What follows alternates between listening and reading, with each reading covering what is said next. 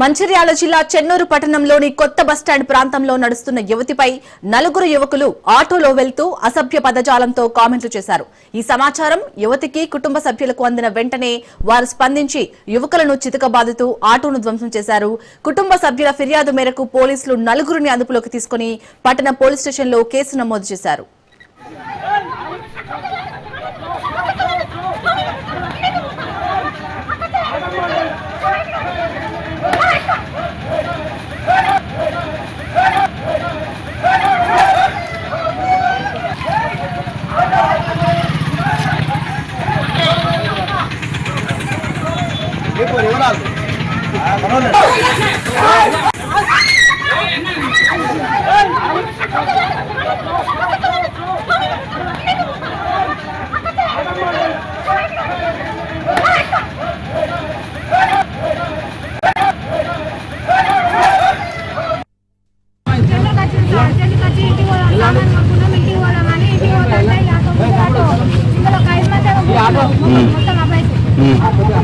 ఇంటికి పోతానని bus stand పోతాను అంటే ఏంటి ప్రశ్న వేసుకోవాలి ఏమేమి అంటారు అటోల్ని ఒకసారి అన్నారు సప్లైకి పోయినాం మళ్ళీ ఇంటికి పోతే మళ్ళీ ఇటు వచ్చిళ్ళు మళ్ళీ ఇంటికి పోతాంటే కూడా మనం మూడు సార్లు వండుకోవాలి వాళ్ళు మళ్ళీ నన్ను చూసి నేను ఆగిన వాళ్ళు ఎవరిని అంటారు మేడాలి మళ్ళీ నన్ను అని ఇంటికి వచ్చింది చచ్చు నేను చూసిన ఏం మాట్లాడతారా మీకు అక్క చేయలేదా అట్లనే మాట్లాడు ఏమంటారా నేను బట్టలు తీసుకొని తిరుగుతున్నారా అని అన్న ఏదో నువ్వు ఎక్కువ మాట్లాడతానంటే మీరే కట్టారు మరి సారీ చిన్న తప్పైందా అంటే సప్లై వదలు కదా అట్లా నేను మళ్ళీ నిన్ను ఏం తిప్పని వేరే రమ్మంటారు ఫోన్ చేయను ఫోన్ చేయాలి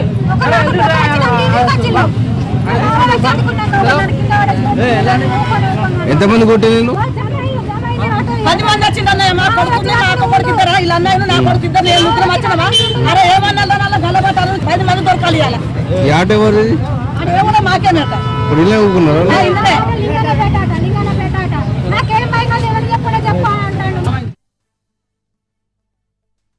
ఇటు మంచిర్యాల జిల్లా చెన్నూరు పట్టణంలో అయితే ఒక యువతిని అక్కడ ఆకతాయిలైతే వేధించారు. సో వేధించిన ఆకతాయిలపై బంధువులు దాడి చేశారు. దీనికి సంబంధించి పూర్తి అప్డేట్స్ మా ప్రతినిధి అరుణ్ అందిస్తారు. అరుణ్, ఆకతాయిలైతే ప్రస్తుతం పోలీసులు అదుపులోకి తీసుకున్నట్టుగా తెలుస్తుంది. అప్డేట్స్ ఏంటి?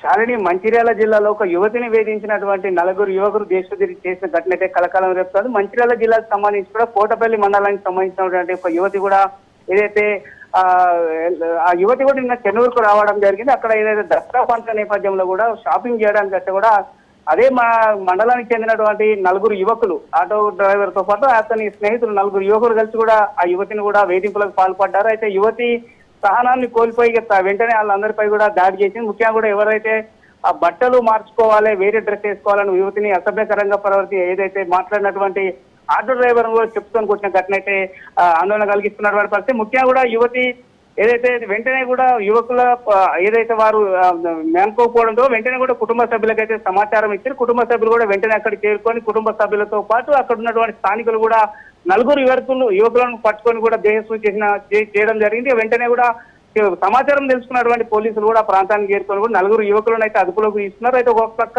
యువతి బంధువులు వాళ్ళ నలుగురు యువకులపై దాడి చేసిన యువకులు కూడా యువతి బంధువులపై కూడా దాడి చేసిన యువతిని కూడా కొట్టడం జరిగింది. ఈ నేపథ్యంలోనే ఇరు వర్గాలపై కూడా పోలీసులు అయితే కేసు నమోదు చేసే దర్యాప్తు చేస్తున్నారు. ఏదేమైనప్పటికీ కూడా ఏదైతే ఒక యువతిని వేధించినటువంటి నలుగురికి దేశశుద్ధి చేసిన ఘటన అయితే ఆందోళన కలిగిస్తా ఉన్నది. చాలని అరుణ్, ఇక్కడ యువతి ధైర్యానికి మెచ్చుకోవాలి. అలాగే అక్కడ మంచిర్యాల జిల్లాలో ఎవరైతే ఇలాంటి ఆకతాయాలు ఉన్నారో వాళ్ళ పని పట్టడానికి అయితే పోలీసులు రంగంలోకి దిగారా?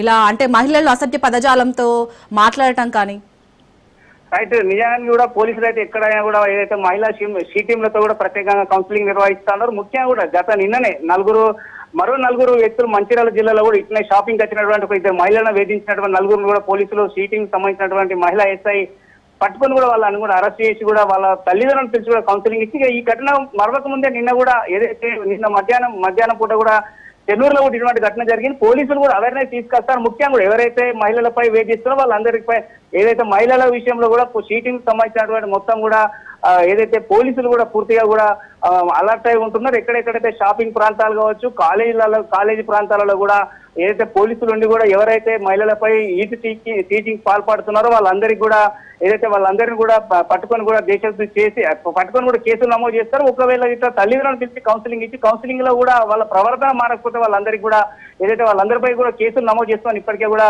కౌన్సిలింగ్ ఇచ్చినటువంటి తల్లిదండ్రులకు అయితే తెలుపుతున్నటువంటి పరిస్థితి. Shalini. Right, thank you Arun Kumar.